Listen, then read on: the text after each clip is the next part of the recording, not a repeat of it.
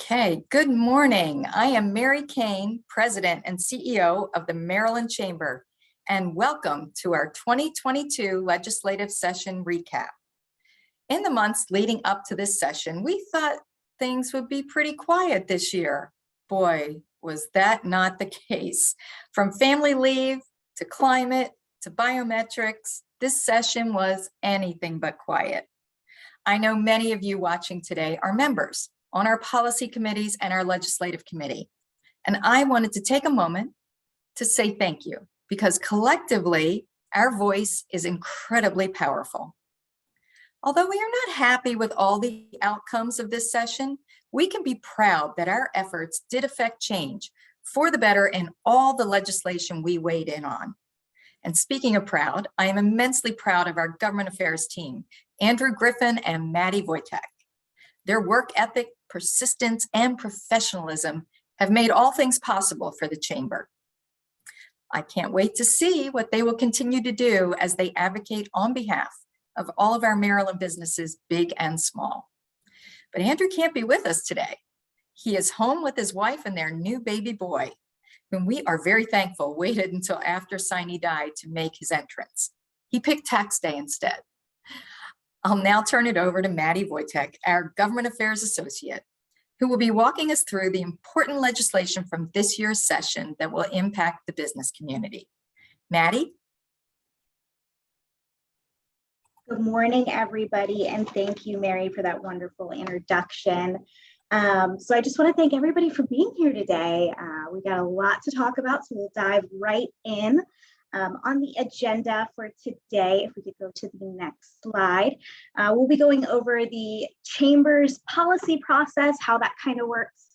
We'll also be looking at how the General Assembly kind of operated this session ever since the COVID pandemic came about. All of our General Assembly sessions have looked a little different than what they have in years past. And then the reason why I know you're all here today, we will actually be going over all of the legislation that the Chamber followed this session and diving into what didn't pass and what did pass. And then hopefully at the end, we will have some time for Q&A. You're more than welcome to pop questions into the chat, and I will be looking at them once we go through all of these slides. So let's dive right in. So the Chamber policy process is actually pretty simple. We have 10 policy committees. They all focus on their own kind of subject matter. 5 of these committees meet on a weekly basis and 5 meet as needed. And the way they work is Andrew and I will go through all of the bills that have been introduced. And we will pick the ones that we know our members will probably care about, and we will send them to the relevant policy committee. We will go through what the bill does. The policy committee will then decide, do we want to support this? Do we want to oppose it? Or do we just want to monitor it? If they choose to take an actual position, so this is support or oppose, we then send the legislation to the legislative committee. And all of the policy committee decisions report out to the legislative committee, which meets once a week. So we go through the bills that the policy committees decided to take positions on. We describe, the rationale behind why we're supporting or opposing it. And then the legislative committee agrees to that position. Every so often, we do have a difference of opinion. The legislative committee does get final say, though, so whatever they want to do on legislation is the final decision. But usually, almost always, the legislative committee agrees with what the policy committee recommends. So that is the Chamber policy process in a nutshell. We can move on to what the General Assembly kind of looked like. So obviously the 2021 session was completely virtual. Sign up and testimony was due 2 business days in advance. So if the hearing was on Tuesday, sign up and the testimony was due on Friday. It was fair to deal with that. And that's actually how the 2022 session started. Everything was completely virtual. Everything was due 2 days in advance. And that's how it was until about mid-February. And during mid-February, I think right around Valentine's Day, we saw a switch in the Senate. So the Senate went back in person, and it was actually kind of nice. I mean, at first there were masks and it was a little weird and some people were still kind of uncomfortable. But it was nice to finally get back in person and see people in person. And on top of that, they actually went back to their old way of sign up and testimony. So instead of it being due 2 business days in advance, it was actually due, you could submit it starting at 4 o'clock the day before the hearing up until 10 o'clock the day of the hearing. And for anybody that looks at the fiscal notes, this was very helpful because the fiscal note was not always uploaded 2 days in advance. So we were very happy to see when the Senate actually came back in person, and slowly those masks came away and people were more willing to talk. You could grab people in the hallway. It really did feel like what lobbying was like back in the day, or pre-pandemic, I should say. The House, however, stuck to their guns. They stayed virtual, which kind of made the whole submitting of testimony and sign up a little difficult because they stuck to the 2-day rule. So at one point you were submitting Senate testimony, and then you had to wait a little bit to submit House testimony. I actually ended up having to set 2 different alarms on my phone as a reminder of when each chamber had their testimony due. I know it definitely led to some people missing some hearings. It was tough, even as a government affairs professional, to deal with that. So I can only imagine how the general public felt. There were also, the question of, okay, well, say I've got 5 bills being heard on the same day. One's a House, one's a Senate. All of a sudden I'm testifying in person in the Senate, and now my House bill is being heard, but I got to get on my computer. And you're hoping, you can find a quiet place and your internet connection is good. So there were definitely a lot of logistical questions, and I'm sure some nightmares resulted from it. But I will say, while the House in theory stayed virtual, that last month of session, I did notice there were a couple work groups and voting sessions that happened in the House that were in person. So if you watch the stream, you would see that the committee members were all sitting in the committee room instead of on their own little Zoom box. And the public was allowed to come in and observe those. So I'm hopeful that the 2023 session will be more normal. I think as long as things continue to trend positively, we will see that. I know the question always remains is, will we see the hybrid options stay? For people from Western Maryland and the Eastern Shore, it's nice to be able to hop on virtually. My answer to that is, I don't know. I know that was a question going into this session. I know there were a lot of concerns raised of whether committee staff can handle a hybrid option, whether or not there's even the technology to do hybrid. And those are all questions that will probably be answered, but probably not until the end of this year. So hopefully we will see maybe a hybrid, and the option for, if you want to be in person, you can be in person. If you want to be virtual, you can be virtual. But fingers crossed, we start to return to our pre-pandemic norms. So diving into what everyone I'm sure is here for is the actual legislation. So I'm going to start with our Business Regulation and Operations Committee, and I'm going to go through the different policy committees that we have and the legislation that they focused on. So for business regulations, filing fees was a big bill this year. We actually saw 3 different versions of a filing fee bill introduced, and this was all to waive the fee assigned to an annual report. The administration introduced a bill, a Democrat introduced a bill, and a Republican introduced a bill, and they were all slightly different. Unfortunately, none of them moved. They were never given a vote. I kind of tried to inquire as to what the holdup was because the hearings went so well. There was very little opposition. And from what I was able to glean, it seemed like the Senate Budget and Tax Committee did not have an appetite for passing such a bill. So that is unfortunate, but we were glad to see that there was such a broad interest in changing this process. The other bill that our Business Regulation Committee looked at was a price gouging bill. So we opposed this bill. It essentially put language in law that said during or sometimes even after a state of emergency, and it listed out a certain goods that could not be increased in price by a certain percentage. And if they were, it would be considered price gouging. A consumer could report it to the Attorney General's office. The AG's office would then investigate the retailer that had that price.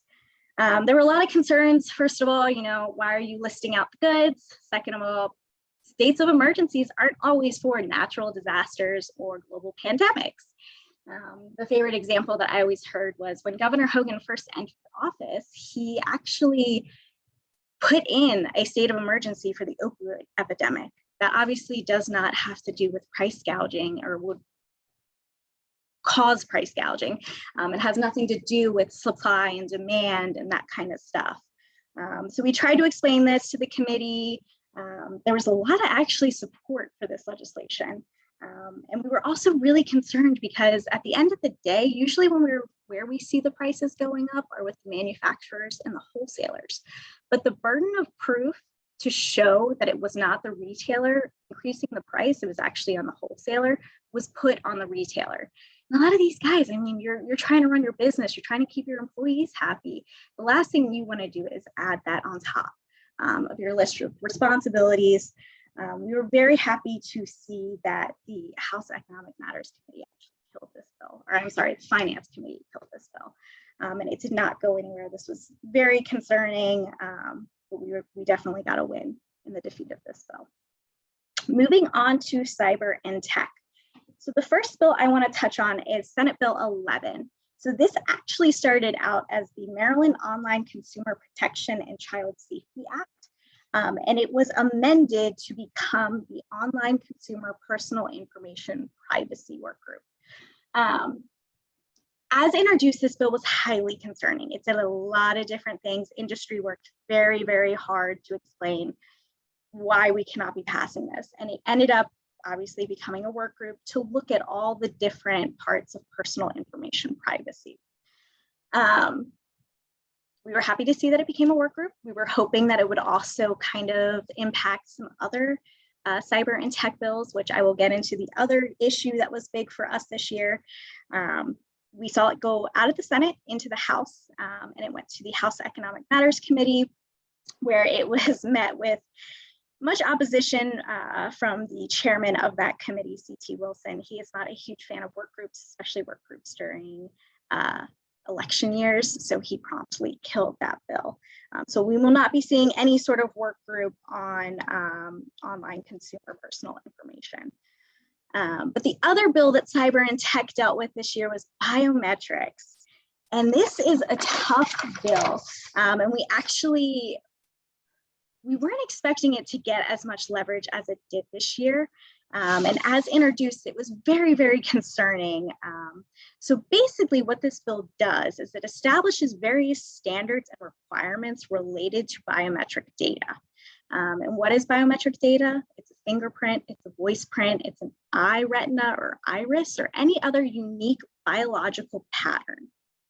And essentially this bill would say if you process, you store it, you are subject to new standards and requirements. And the way that it was introduced was that it had a private right of action attached to it, or also known as a PRA. So anybody that violated this would be subject to that private right of action. We saw this legislation in Illinois as well. And this private right of action was an absolute disaster in that state. There were a lot of boutique law firms that set up shop and specifically focused on violations of this law. So we pushed back hard on the private right of action, and we're very concerned when there seemed to be quite an affinity for the private right of action. Now, Texas also has this law, but their law is enforced by the Attorney General, and that is much easier to deal with. We did not see nearly the amount of class action lawsuits come out of that. So that was our recommendation. We knew that there needed to be enforcement, but the Attorney General's office was the way to go. The House amended this bill, and they did make it better, but they did not make it completely what we wanted it to be. So the bill went over to the Senate, and we started working there, again, trying to get the private right of action out. There were still serious security implications that we were very concerned with. And there was also language in there that would have severely hindered loyalty programs. And I actually think this is where the bill started to fall apart, because during work groups in the Senate, there was a lot of pushback when nobody would agree, or when the sponsor and the chairman wouldn't agree to taking out the loyalty programs. And a lot of members of the Democratic Party said, look, I'm not going to vote for this bill unless you change it. And I think the sponsor and the vice chairman realized that he did not have the votes. And it was essentially put into a drawer and never saw the light of day again. So we did not see biometrics this session, thankfully. I do think that there will be a push in coming years for biometrics, though. It's a hard piece of legislation to understand. I mean, even during the work sessions, there were senators saying, like, I don't think I fully get this. And honestly, I don't think they did fully get it. I don't think we all fully get it. I also think that there are business owners that don't think this impacts them, and it 100% does. So I do think that there needs to be a lot of education done around this issue. But we thankfully did not see it pass. So moving on to workers' comp and unemployment insurance.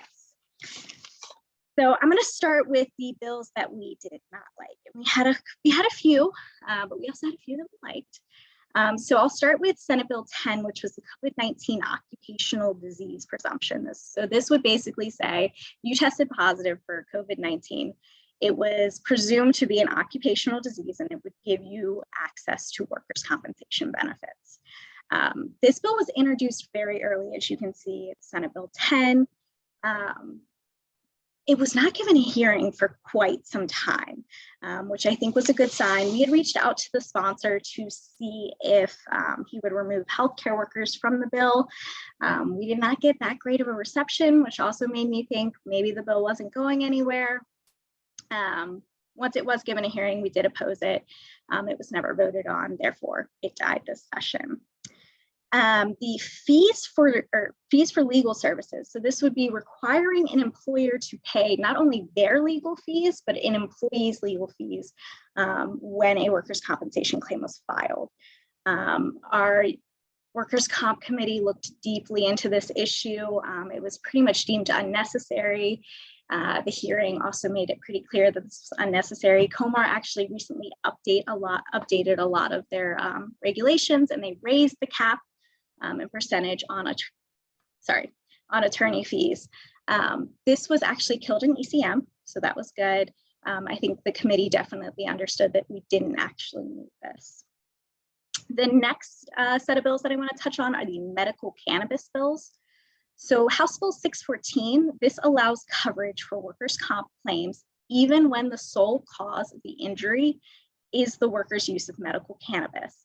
And it also added medical cannabis as a covered treatment for workers' compensation. We obviously had a lot of concerns with this. We opposed it, and it was withdrawn. House Bill 628 basically did the same exact thing as 614, but it added a provision preventing employers from discriminating against applicants for their use of medical cannabis. This was also a huge concern for our Labor and Employment Committee, and we also opposed it, and it was thankfully killed by House Economic Matters Committee. So House Economic Matters Committee definitely doing us a couple favors. I'll give it to them. Senate Bill 827. So this would have allowed rates to be computed using Table B instead of Table C. This is for unemployment insurance. If the fund balance would normally allow for A or B, we supported this bill. It obviously would have led to lower rates. We unfortunately never saw a vote on this bill. It didn't seem like there was an appetite to pass this. So unfortunate, but we did see something that we actually liked this year for unemployment insurance. And Senate Bill 985. So this was a late introduction, but it got out of Senate rules, which was a good sign. And this basically raised the penalties for committing unemployment insurance fraud. These provisions had not been updated since 1986, so they were in desperate need, especially the financial penalties were in desperate need of being raised. And the COVID pandemic, I mean, that showed us people do commit fraud and the need for increasing those penalties. So this bill got out of the Senate Rules Committee. We supported it. It ended up getting out of Senate Finance. People understood the need for it. The Senate understood the need for it. It went over to the House, and unfortunately, the House Economic Matters Committee just did not see the importance of it. I watched the hearing. I do know that there was a lot of questions about whether or not, this would actually change anything, because a lot of the fraud is coming from out of the country. So what are these penalties going to do for those people that aren't even citizens of the United States? And it's a good question. A lot of the fraud is coming from out of the country, but at the end of the day, there's still fraud happening here, and it needs to be properly penalized. So we were very displeased to see that bill not come out of the House. It was a priority of the Secretary of Labor, and again, we desperately needed it. So unfortunately, we did not see that pass. Moving on to tax. So this was not too busy of a committee. As many of you know, it is an election year. Most elected officials are a little wary of raising taxes when they know voters are going to be deciding whether or not they should stay in office. But it was still a busy session for this policy committee, but thankfully a lot of good stuff. So I do want to start out with one of our chamber priorities, and this is the digital product definition bill. So back in 2020, the Netflix tax passed. And this essentially taxed digital goods, similar to like streaming services, ebooks, the like, and a lot of the increased funding was supposed to go to school buildings.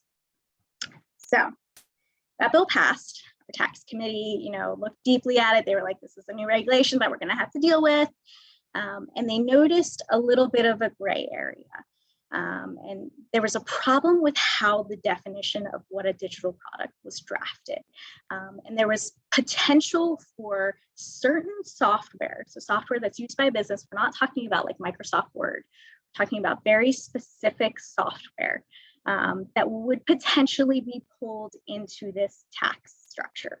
The comptroller's office was like, we get what you're talking about. We also agree that it shouldn't be included in this bill, but it's a little wishy-washy.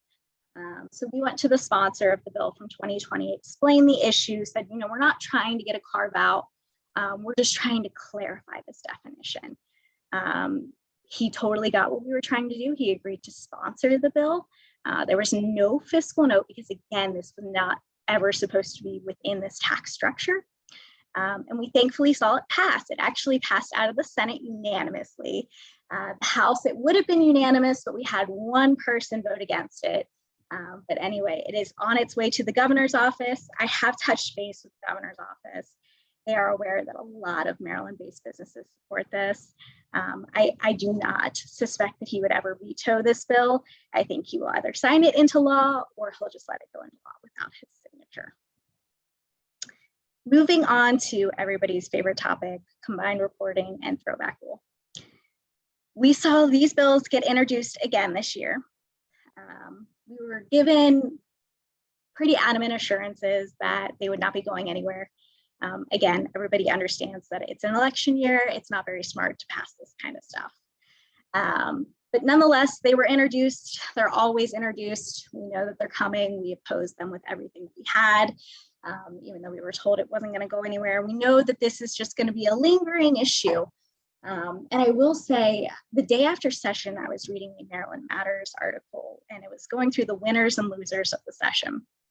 And I think Senator Pinsky was listed as a winner because of his climate bill.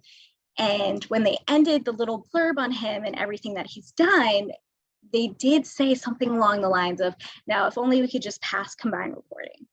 And that was a big red flag for Andrew and I. So we will start laying the groundwork here in the next month of explaining why combined reporting is not good for Maryland.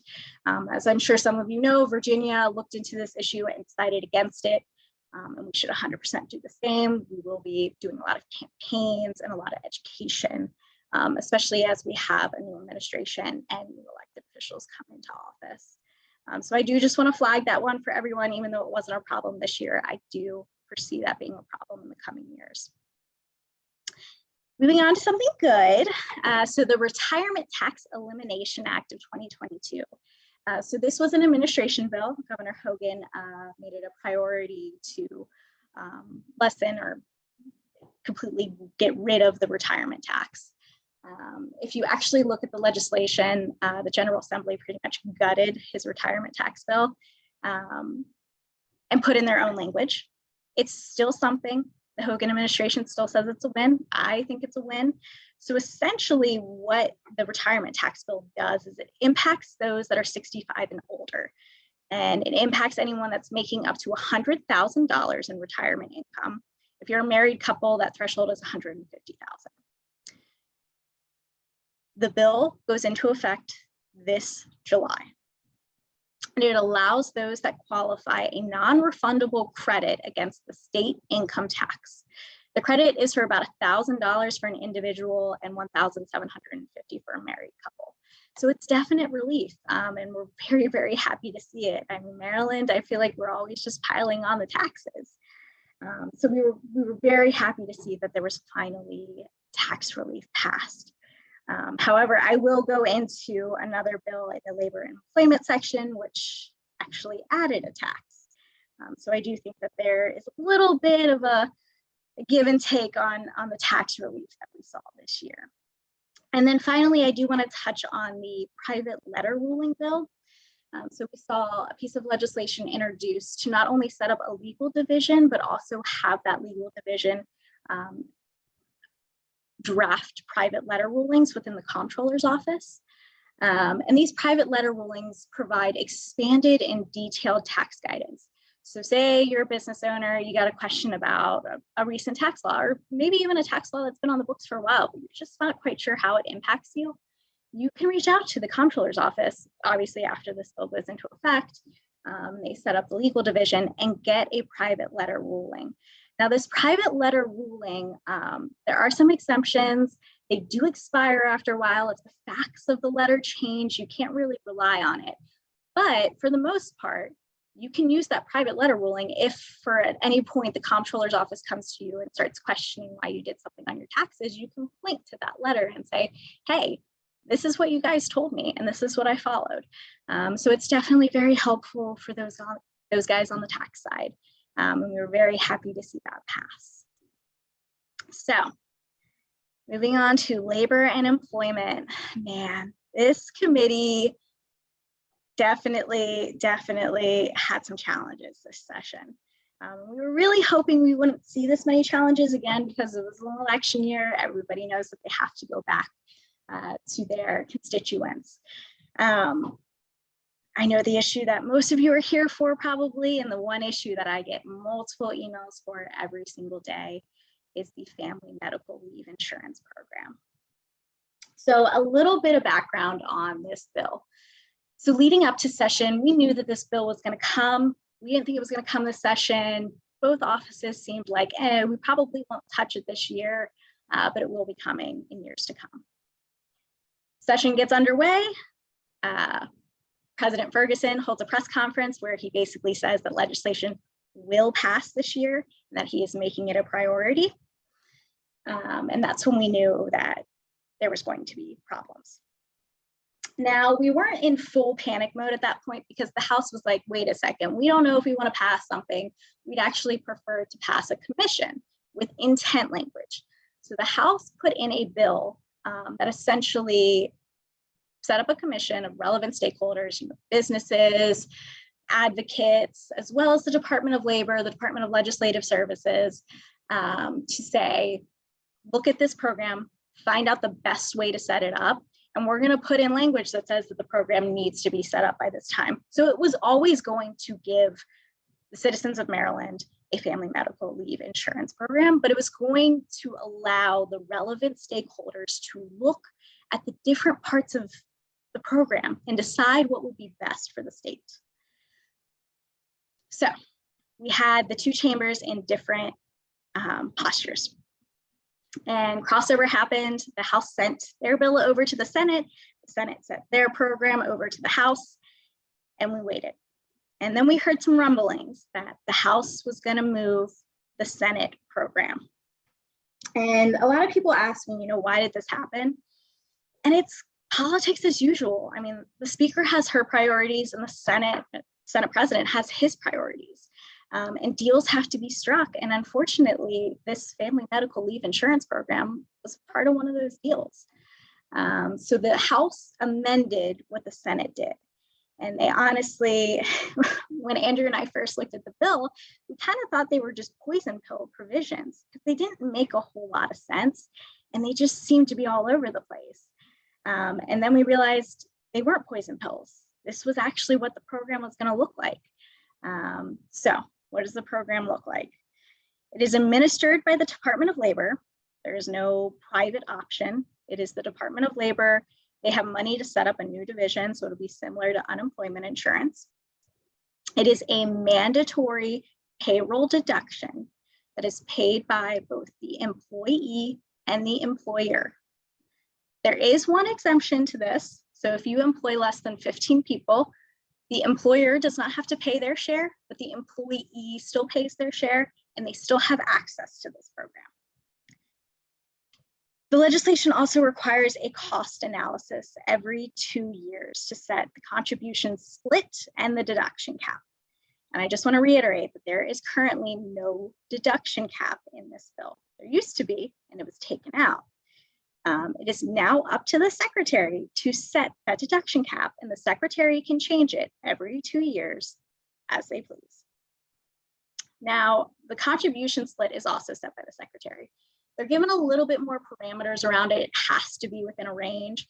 So it either has to be 75% employee paid, 25% employer paid, half and half, 75% employer paid, or 25% employee paid.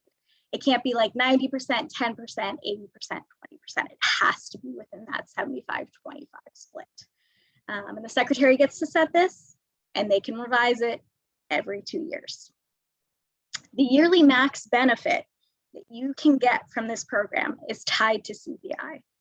We tried very hard to get this provision out of the bill, and we were unfortunately unsuccessful in that.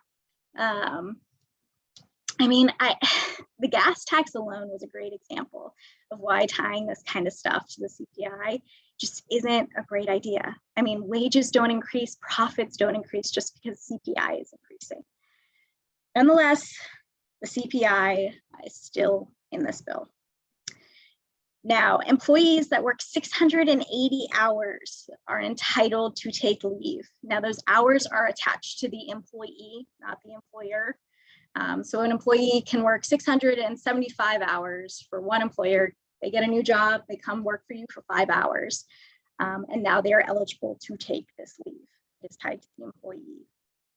A provision was also added that requires that an employee exhaust their employer provided leave prior to taking this program. So any vacation that you provide that's not mandated by the state, the employee must exhaust that before taking advantage of this program. Now, some additional protections were also added to this exhausting of employer provided leave.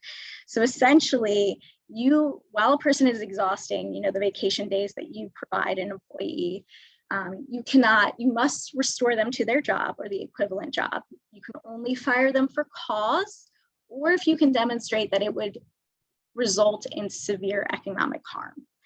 Now, how you must demonstrate that, I'm guessing will be left up to the secretary. And I'm not quite sure how much wiggle room you'll get on that. So there are additional protections now added to the vacation time that you offer out of the goodness of your heart as an employer. Leave can be taken in 12 weeks or 24 weeks.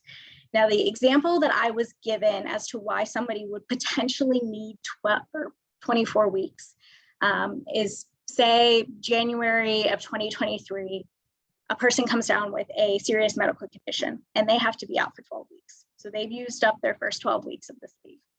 And then say 4 months later, they find out that they're pregnant. They can then again take 12 more weeks for the bonding with that child. The other example that I was also given is if somebody has a really tough pregnancy and they have to be on bed rest, they can take 12 weeks while they're pregnant, and then they can take 12 weeks after childbirth to bond with the child.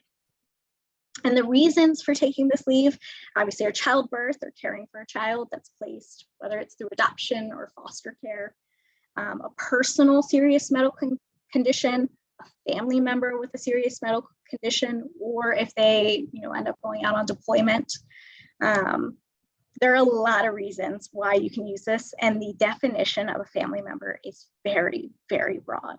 I won't get into all those nitty-gritty details, but I do recommend that everybody look at that, especially because I know that there's been some interest, and there is language within the bill that says if you offer an equivalent amount, you can apply for an exemption. So if your leave program meets all of the parameters of this program or exceeds it, you can apply to the department for an exemption. What that application process looks like, when you're going to be able to apply for that exemption, I'm not sure. Again, that is up to the department and regulations and how quickly they get things moving. But again, I recommend that everybody look at the reasons and the definition of the family member, because I'm not quite sure if everybody's leave program meets all of those. So if you do think that you might have the ability to apply for an exemption, I highly, highly recommend you take a closer look at this bill and make sure you check all of those boxes. And then last but not least, when do the contributions begin? Those begin in October of 2023. So everyone will be having money come out of their paychecks in October of 2023. However, you will not be able to take leave until January of 2025. So there will be this kind of grace period to build up the fund solvency. I'm going to ask everybody to do two things. First of all, vote in July and November, but also please sit down and look at this bill. Look at it from an employer standpoint, decide, all right, we're going to have to pay into this. How much are we going to have to pay? Because I know everybody starts budgeting and you need to factor this in. You also need to tell your employees that this is going to be happening. Nothing is worse than waking up one morning in October of 2023 and seeing that your paycheck went down and it's going to stay down. So please, please look into this bill. Make sure everybody is aware of all the provisions of it, because it is quite a lot. Another set of issues that not great for our Labor and Employment Committee. So we commonly refer to these as the Senator Will Smith kind of package of bills. So he had three bills. Senator Will Smith is the chair of the Judicial Proceedings Committee. These three bills go through his Senate committee. So obviously they had a very clear path out of his committee. But once they make it over to the House, and we saw these bills last year, they actually died in the House last year. So we were very hopeful that it would happen again this year. And we were somewhat right, but also somewhat wrong. So the bill to increase the remedy cap for unlawful employment practices was killed in House Economic Matters Committee. That was a glimmer of hope. We figured maybe the next two were going to go down, but unfortunately they did not. So there was a bill to expand the definition of what harassment is, and this passed. It came out of House Economic Matters Committee, I want to say like the Thursday or Friday before Sine Die, and then they passed it off of the House floor. They did not amend it, so it didn't need to go back to the Senate, but they passed it off the House floor in the last few minutes of session. I mean, we're talking after 10:30 on Sine Die. So essentially what they did to the definition of harassment, I'm going to read to you what the language that was added. So the new definition is unwelcome and offensive conduct, which need not be severe or pervasive. So that is the new definition that employers are going to have to deal with. And again, this did pass in the last couple hours of session. The next bill, so this is unlawful employment practices and tolling. Tolling is not like Bay Bridge tolling.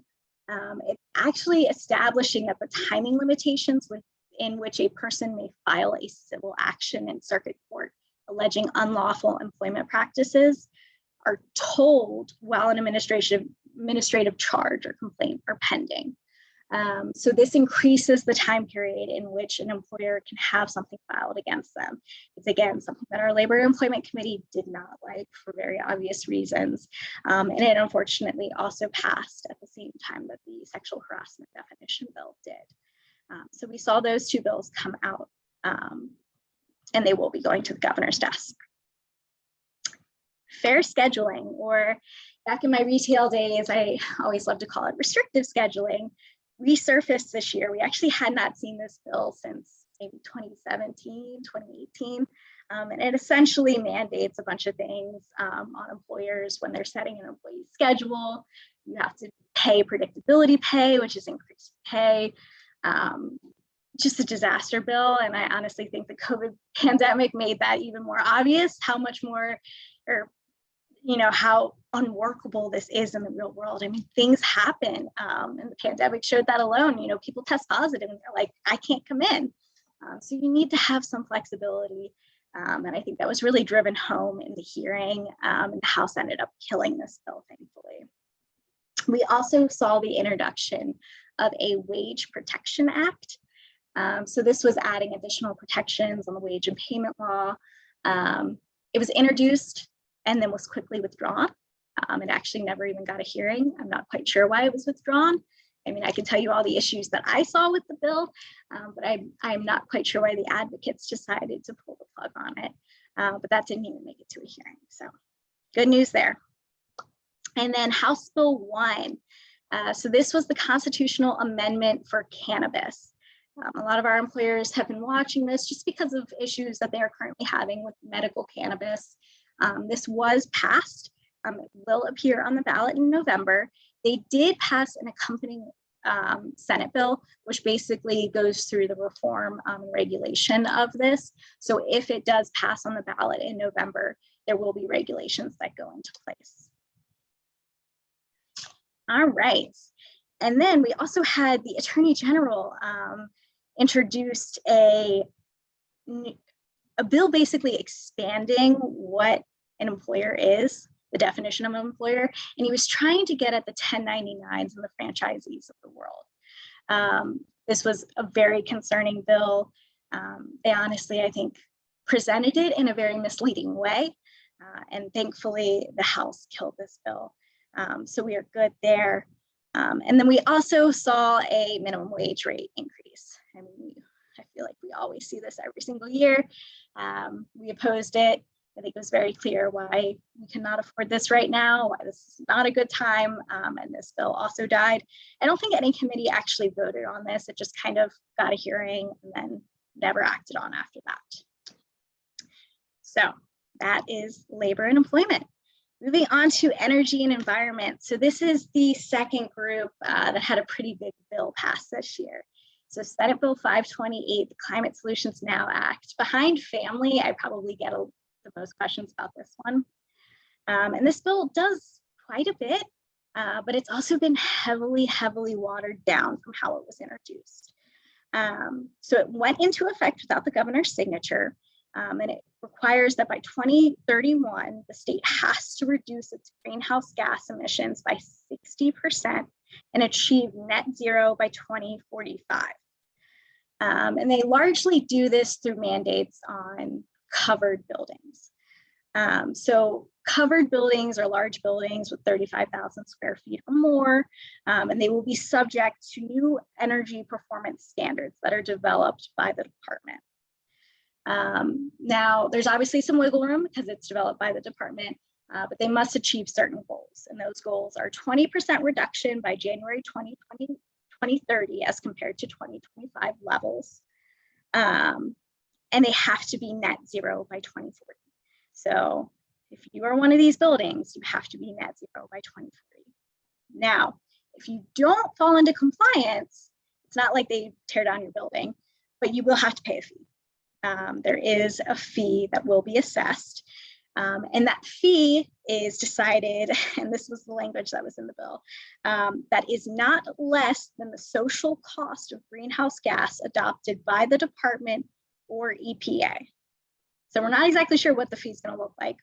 That is the language in there. Excluded from covered buildings, because there are a few buildings that, got a little exemption, so I will give it there. If you're a historical building, if you're a school, if you're manufacturing or you're agriculture, you are not included in this mandate. The other thing that I did want to touch on is the bill does require the department to develop financial incentives. I don't think this is going to be top of mind. I know a couple of people have honed in on it and, asked, what are those financial incentives going to look like? We actually don't know. And I will be completely honest with you, I don't think it's going to be top of mind for the department to come up with those, especially as we look to a new administration.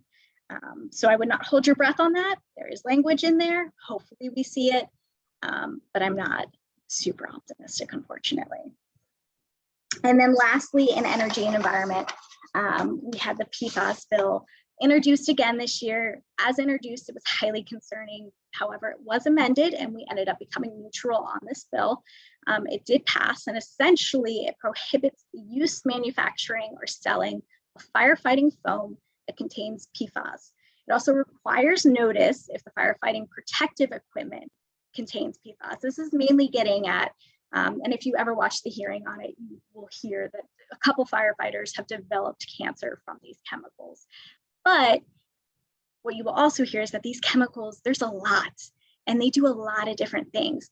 And what this bill was originally doing was lumping them all into one category. And that's not how these chemicals work. So as amended, we were neutral. It does have some things relating to rugs and intentionally added PFAS as well as food packaging. But again, we ended up becoming neutral because of how the language was written. So good news there. And then our last slide, and I am glad that we are able to end on this slide because this is a lot of good stuff. This is the kind of stuff that we love to see during election years. So education and workforce development, the first bill, which is the Makerspace Initiative program. I actually had one of our members flag this for me. And essentially what it does is it authorizes TEDCO to provide funding for organizations such as like OpenWorks to set up these maker spaces.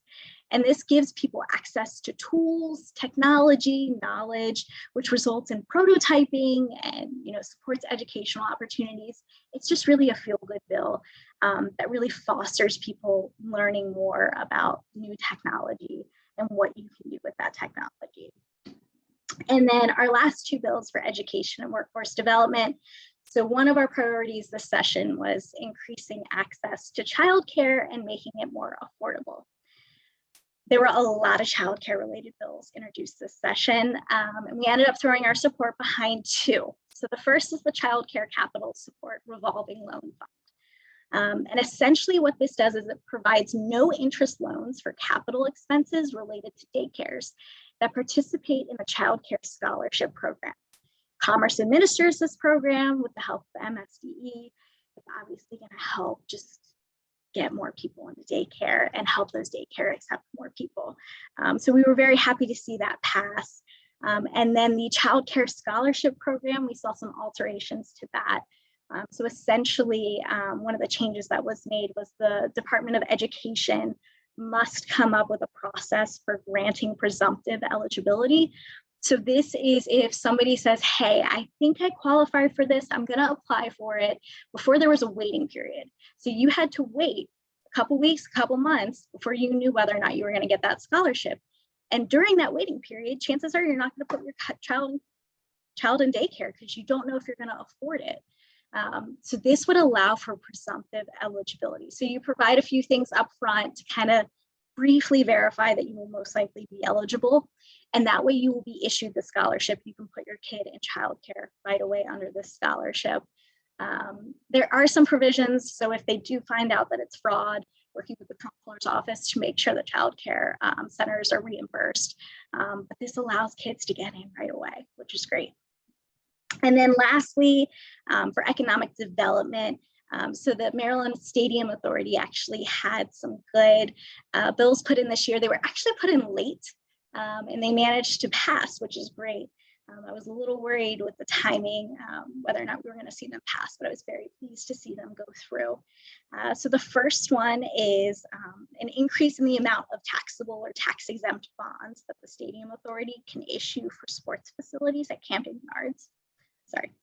To 1.2 billion, which we split evenly between our baseball and our football team. So hopefully, we can see some even better seasons, some better stadiums. Our teams are happy with us.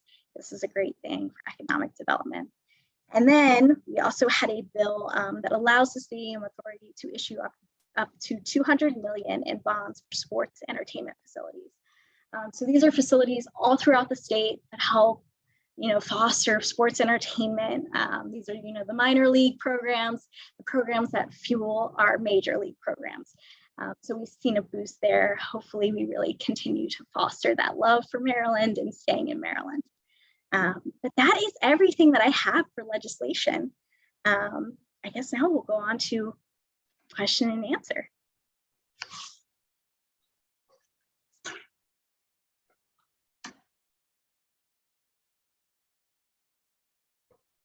All right. Just pulling up the Q&A feature real quick.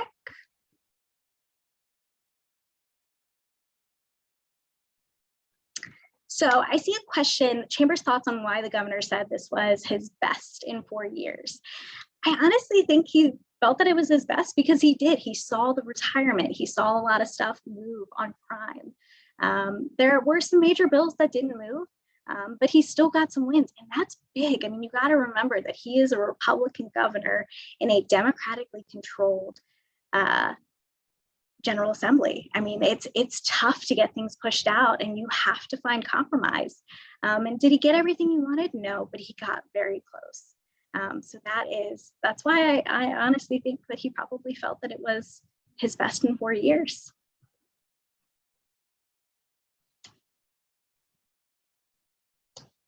All right, we've got a couple questions coming in.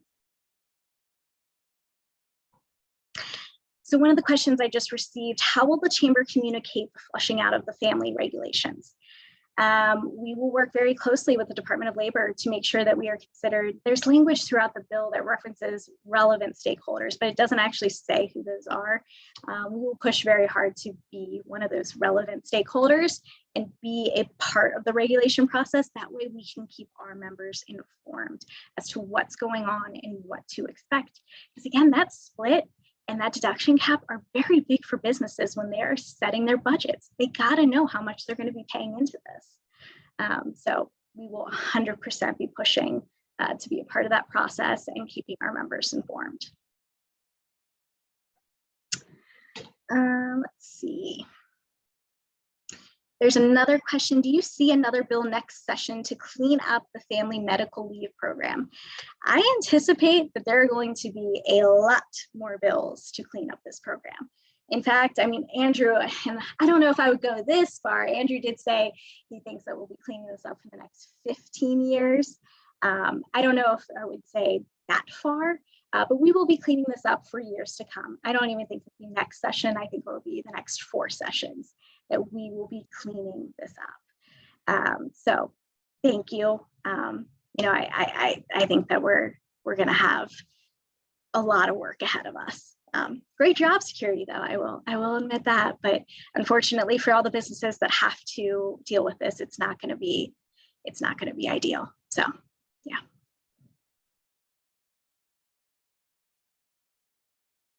All right, guys. I think that is all of the questions that we have received. Well, thank you everybody for coming. I truly appreciate your participation and listening to me talk for the past hour. I hope it was informative and I appreciate all your time and you have a great day.